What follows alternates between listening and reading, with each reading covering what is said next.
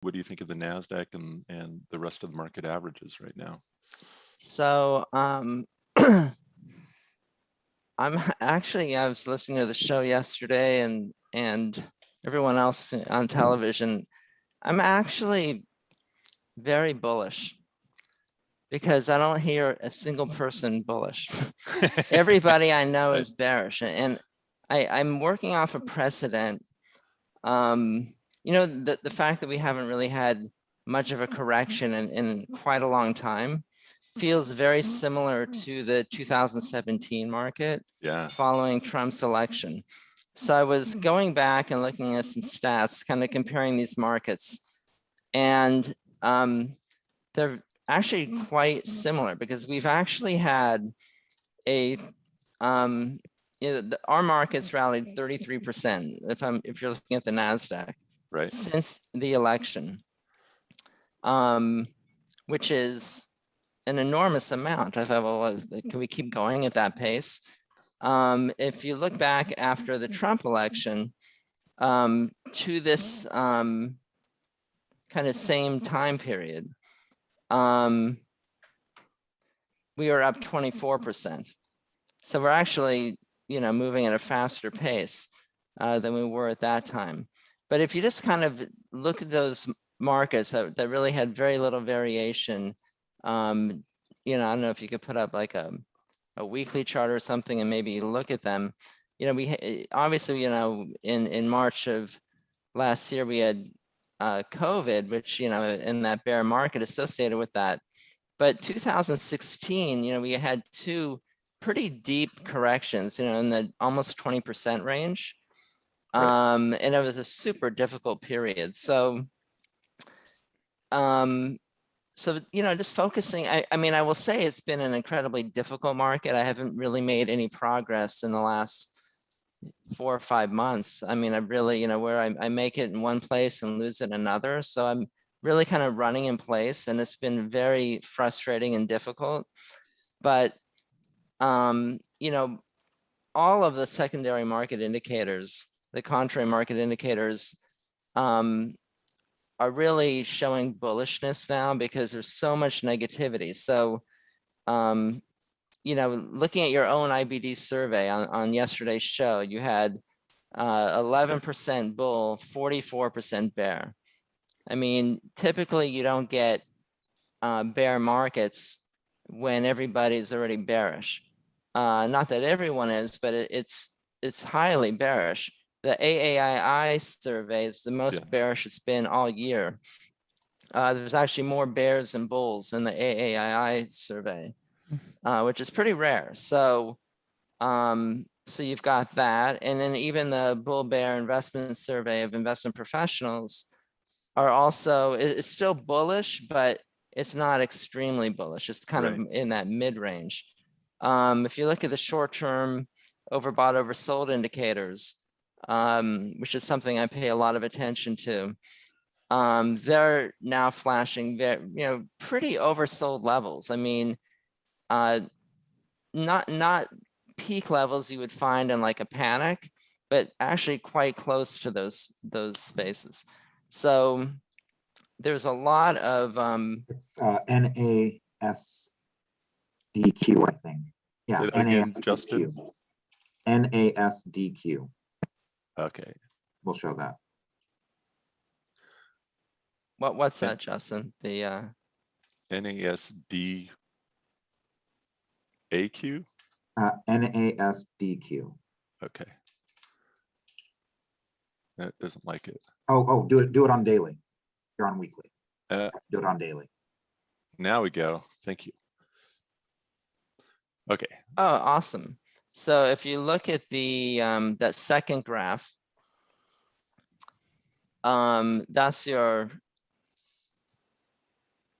your short-term overbought, oversold indicator. And you can see, where we've hit these kind of dips, in the past year or two, we're starting to come down to that level, to some of those levels. As you know, and everyone's discussed, breadth in the market's been terrible. With really those kind of huge big cap tech leaders leading the market, but there's been so much kind of damage underneath. So I almost consider the fact that even though the indices are, you know, within 1 or 2% of new highs, many stocks have already gone through, you know, kind of rotational bear markets. I mean, I can name millions of, you know, tons of Yeah, stocks that are down 20 or 30%. So, you know, we're in this kind of seasonally difficult period in the market. August and September never seem to be great months. So I think, you know, but with all these kind of the negative sentiment out there, the fact that it's seasonally weak and everyone's expecting the market to be weak. And then you've got the kind of proverbial wall of worry just out there, you know, with the news with regard to, you know, this COVID variant and the Fed tapering and inflation. And now there's geopolitical risk in terms of the Mid East and the Taliban and tensions with China. There's so much to worry about, but yet the indices are pretty much at new highs. So I'm actually, if that precedent from 4 years ago holds true, you know, yesterday one of you guys were pointing out that the Russell was flirting with the 200-day moving average. Mhm. And if you go back exactly 4 years ago, like literally exactly, the IWM was also flirting with the 200-day moving average. This is, you know, the second, third week of August, and then the market took off. So I don't know what's going to happen, but based on just the sentiment, the precedent out there, I'm positioned pretty aggressively for the market to go up. It is interesting, you know, that overbought, oversold is lower. So, I mean, we're coming in for a pullback. It would make a lot of sense for us to rally back up. The issue has been we rally up for maybe a week and a half, and then it's kind of done for a while. And you know, we've been talking about the similarities of this market to 2016, which, yes, the market was very mellow during that period. There weren't any, you know, 5% declines the whole year, I think. You mean and 2017? Yeah, and yeah, exactly. I'm sorry, 2017. But like this market, there were lots of violent rotations going on under the surface, like almost mini bear sector sell-off. So very similar, and that's again, that's why just although this one was easier to just sit with the indexes and, you know, not do anything. Yeah, the 2017 market had a number of leaders like PayPal and Square, Nvidia was working, where if you did not trade and just sat, you ended up having a huge year. You're right, it was somewhat rotational, and if you know, what has not been working, and I had difficulty in that in 2017 too, is if you're, you know, like trusting the breakouts, like right. I can't even remember the last time I bought a breakout at a pivot and I made money.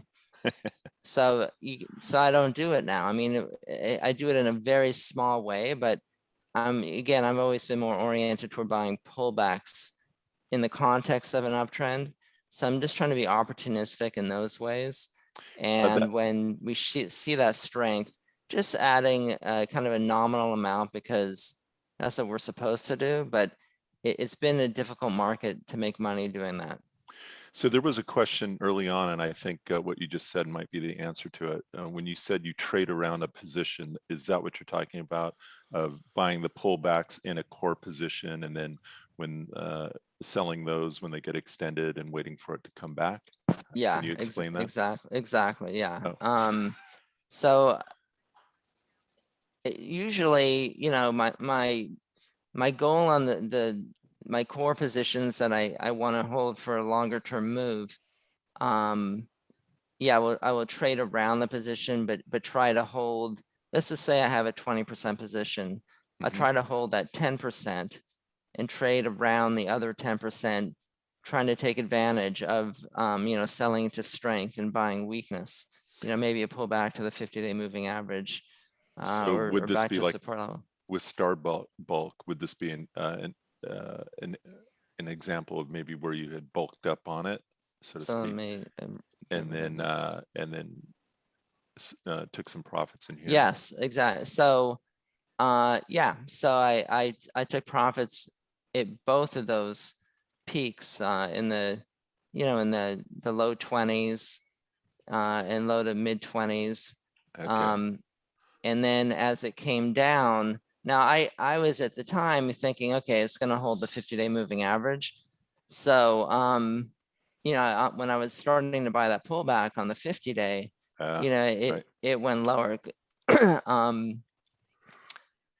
This is, I remember when I was on last time, I said I thought the stock could potentially go to the 30s or even the 40s.